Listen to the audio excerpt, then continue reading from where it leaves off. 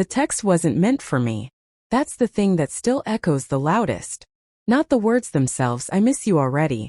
Last night felt real. But the certainty that, for 1 second, the universe let me see something I was never supposed to see. Her phone buzzed on the kitchen counter while she was in the shower, steam fogging the hallway mirror. Our dog asleep at my feet. I glanced down without thinking. The way you do when a sound interrupts the quiet of a normal life. 1 second.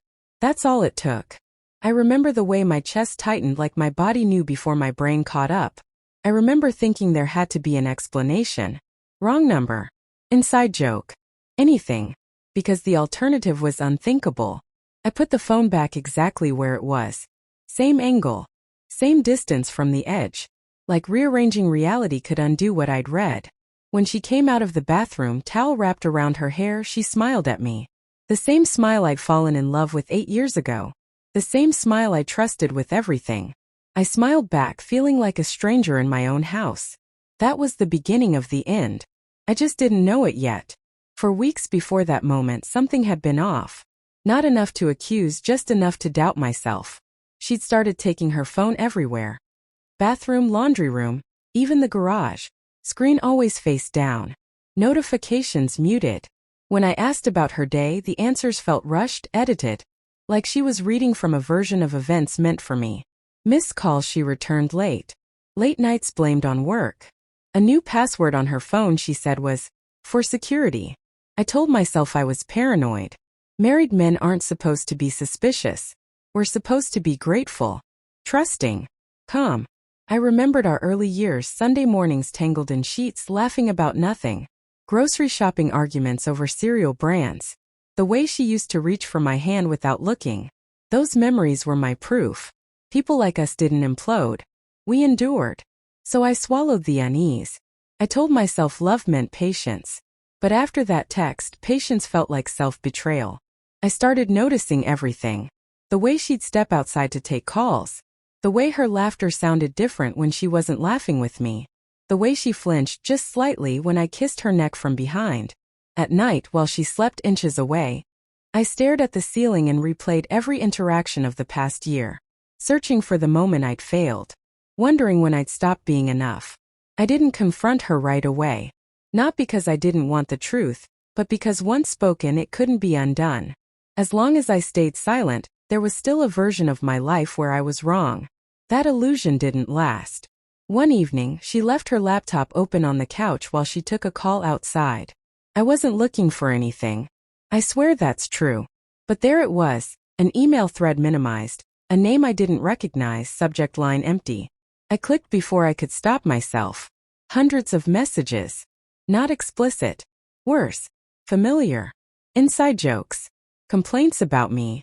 Long paragraphs about feeling seen and understood. Photos she'd never sent me. Plans that didn't include me. I felt numb. Like my body had gone into some emergency mode where emotion was a liability. I scrolled until my hands shook.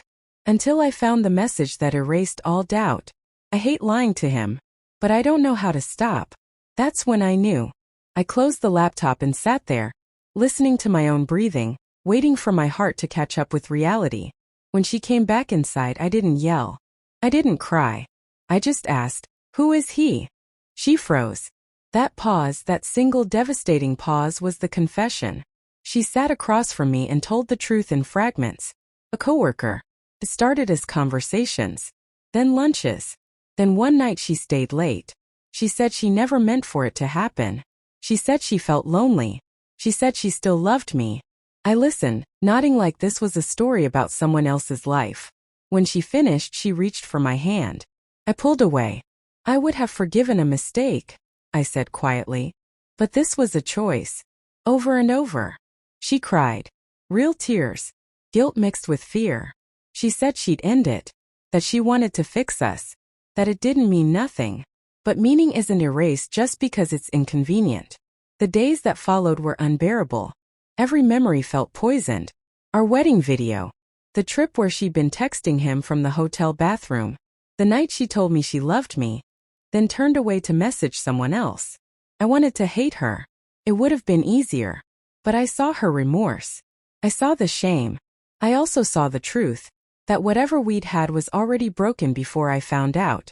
And I couldn't rebuild on a foundation of doubt. The turning point came quietly. One morning I watched her sleep. The woman I'd planned a lifetime with.